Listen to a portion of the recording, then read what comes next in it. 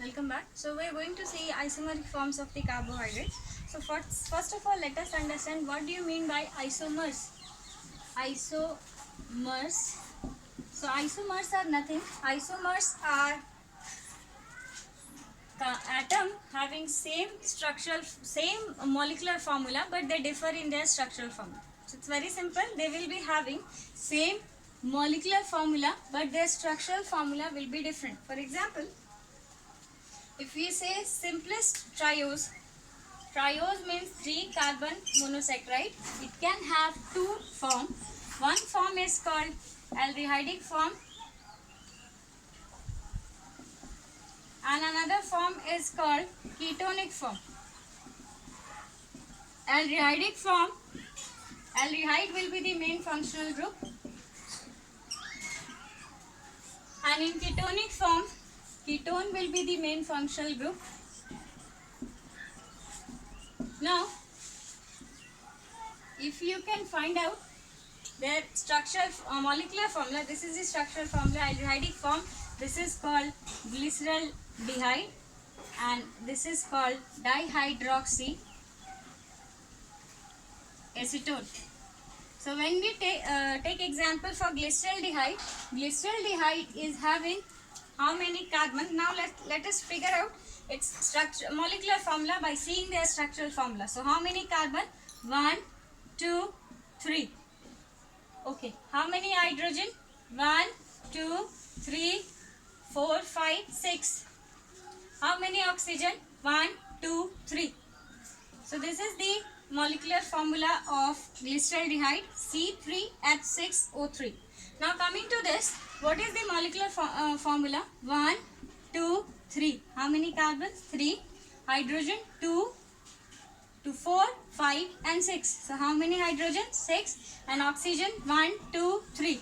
Oxygen is 3. So as you can see, they are having same molecular formula, that is C3H6O3. This is also having the molecular formula C3H6O3, but their structural formula is not same, it is different. So they are called as isomeric form of each other. Once again I'll repeat, isomers are the compound having same molecular formula but different structural formula.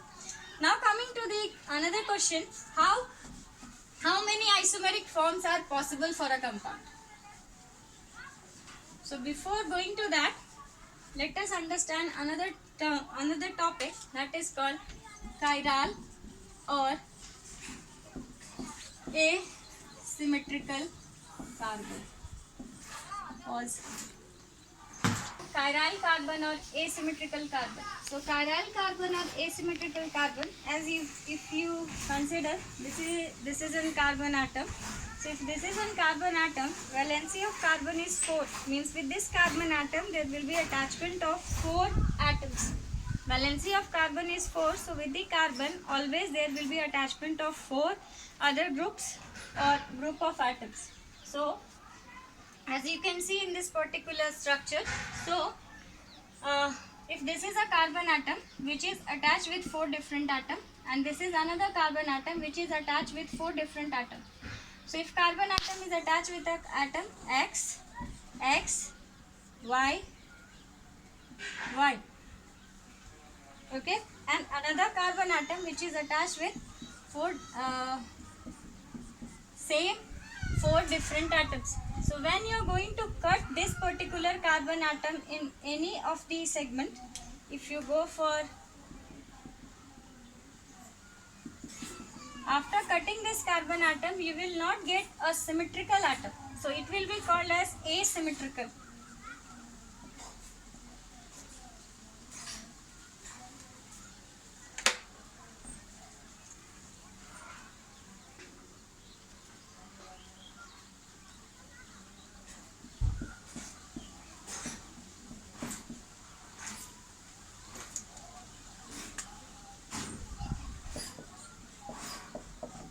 So this carbon atom is attached with the 4 same type of atom. That atom is X. So you cut this particular carbon atom in any particular axis, you will get same division, same division. That's why this will be referred as symmetrical carbon atom. Symmetrical carbon atoms are those which can be divided into two equal halves. For example, in this particular 3D structure, you can see it is attached with the fourth same atom. So when you are going to cut this,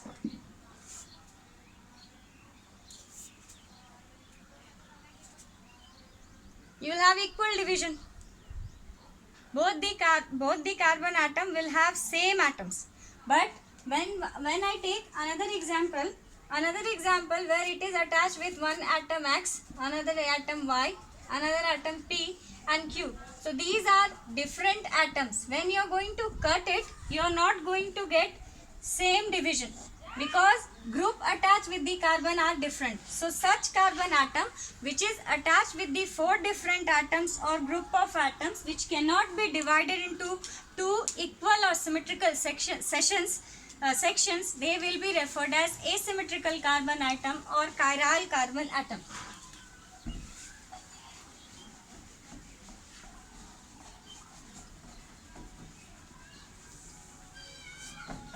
For example, this is structure of alpha D glucose. Coming to the first carbon atom, this carbon atom, first, second, third, fourth, fifth and sixth. Coming to second carbon atom is attached with OH, CHO, H and rest this group. So carbon number 1 is asymmetrical. Now coming to carbon number 2 is asymmetrical. Now coming to carbon number 3. Carbon number 3 is attached with H, OH, rest group is this one and fourth group is this one. So carbon number 3 is also asymmetrical. Like that, carbon number 4 and 5, they are asymmetrical. So number of asymmetrical carbon atom present in case of glucose is 4. So there is a rule of n. So according to Venn of rules of n, you will have possible number of isomers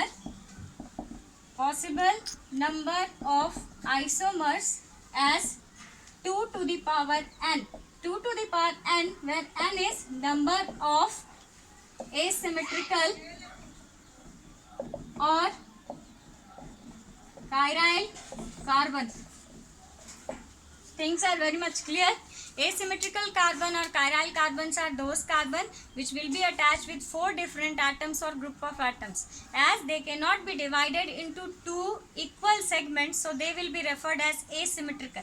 Now, this asymmetrical or chiral carbon atom forms the basis of their number of possible isomers. For example, in this particular case, glucose is having 4 asymmetrical carbon atoms, that is carbon position number 2, 3, 4 and 5. They are asymmetrical.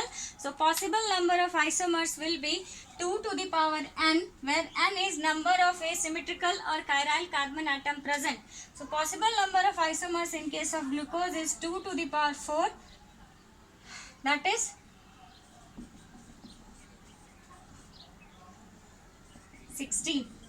So possible number of isomers in case of glucose will be 16. Glucose can have 16 isomeric forms. So now coming to the types of isomers. How you are going to classify the isomeric forms? So you can classify isomeric form into 2 types. First type of isomer is depending upon their configuration. If they are having same molecular formula, but they differ in their configuration around the carbon atom, they will be called as structural isomers. On another hand, if they are going to have same molecular formula, but they differ in their optical activity, they will be called as optical isomers. So we'll see optical isomers first. Before going to the optical isomers, we'll come to know what is plane polarized light. So as you would have seen, if this is bulb, from the bulb, light will go to different phases. The light coming from the bulb is not going to be in the same phase. That light is called as polychromatic light. Now when this polychromatic light is passed through a prism, that prism is called Nicol prism, or it is also called as monochromator. When it is going to pass through this Nicol prism or monochromator, after passing through the monochromator, light will be coming in a same phase. That light is called as monochromatic or plane polarized light. Okay. So when light is coming from any light source, it will be going in different phases. When that type of light is going to pass through a Nicol prism is a special type of prism, or a monochromator, that light will be coming in a same phase, and that light will be called as monochromatic light or plane polarized light. Now what you have to do? You have to take the plane polarized light, and that plane polarized light you have to pass through a solution, sugar solution. You want to know what is its optical isomeric activity. When you are going to pass through a sugar solution, if it is going to rotate towards left, that will be called as levorotatory, and if it is rotating towards right of the plane polarized light, it will be called as dextrorotatory. Levorotatory optical isomers are denoted by minus sign in a bracket or with small l. When you write isomeric form of glucose or any other carbohydrate, and if you denote with small l, and if you denote them with the capital L, they makes a big difference. Next, dextrorotatory, it will be indicated by plus sign or small d.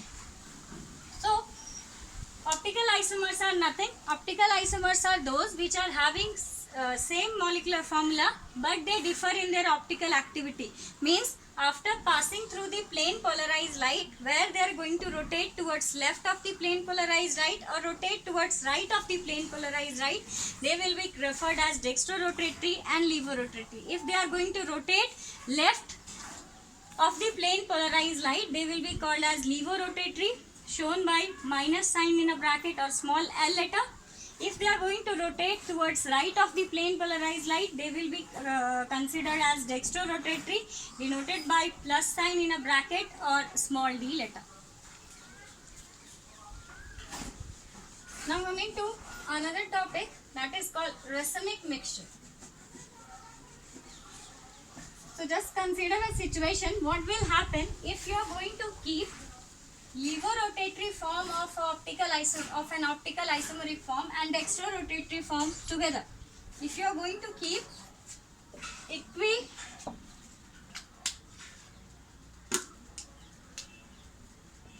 equimolar mixture of D form and L form, means same mole of D form and same mole of L form of that particular isomers, and to this you are going to allow plane polarized light to pass through. So if you are going to allow a plane polarized light to pass through a equimolar mixture of dextro and levo form of the isomers, what will happen?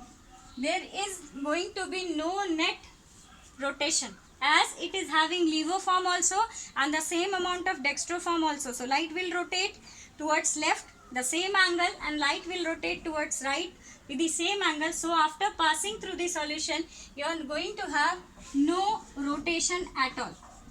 So such mixtures which are having equimolar concentration of levo form and dextro form, so they are not going to rotate. So after passing through this particular mixture, light is not going to rotate.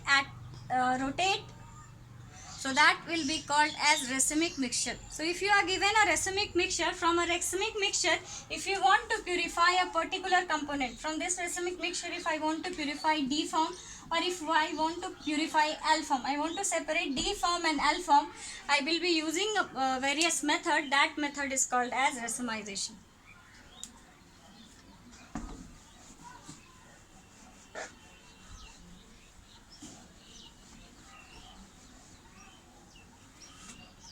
Now coming to another type of isomer. That isomer is called as structural. So structural isomers, as the name indicate, they will have same molecular formula, but they are going to differ in their configuration. Like optical isomers has the same molecular formula, but they differ in their optical activity of rotation. Structural isomers differ in their configuration. For example, I have already shown you hexoses can have 16 isomeric form. So we'll take example.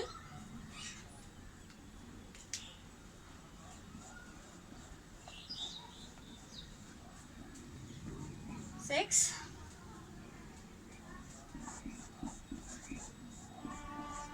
6. So this is 6 carbon aldehydic sugar.